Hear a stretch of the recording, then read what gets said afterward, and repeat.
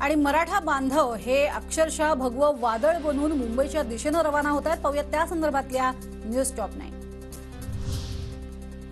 जरांगे पाटील आज मुंबईच्या दिशेने रवाना होणार। मराठा आरक्षणासाठी जरांगेंची अंतरवाली सराटी ते मुंबई पायी वारी।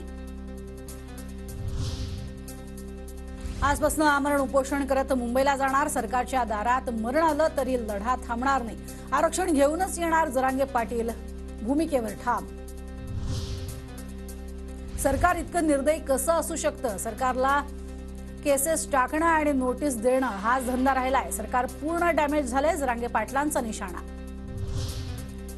सरकारसोबत काही बोलणं झालं नाही, आता बोलण्याची काही आवश्यकताही नाही। किती वेळा चर्चा करायची? जरांगे पाटलांचे बोलताना अश्रू अनावर। आम्हाला मुंबईत गेल्याशिवाय पर्याय नाही। मराठ्यांचा मुंबईमध्ये कोटींचा आकडा दिसेल। ही शेवटची लढाई, आता घरात राहू नका, जरांगेंचं मराठ्यांना आवाहन। मी असेल नसेल तरी मराठ्यांची एकजूट तुटू द्यायची नाही। उपोषणामुळे शरीर साथ देत नाही, पण लढाई टोकाची आहे। जरांगे पाटलांची मराठ्यांना भावनिक साथ।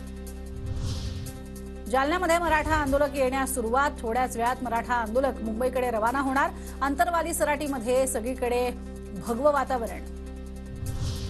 अंतरवाली सराटीच्या मुख्य रस्त्यावरती पोलिसांचा कडेकोट बंदोबस्त। आंदोलक जिथनं बाहेर पडणार त्या ठिकाणी बॅरिकेड लावले। अंतरवाली सराटी गावात जाणारी वाहतूक पोलिसांनी बाहेरच्या बाजूने वळवली। मुख्यमंत्री आज मराठा आरक्षणाबाबत ऑनलाईन बैठक घेणार। मुख्यमंत्री शिंदे दुपारी 3 वाजता घेणार बैठक।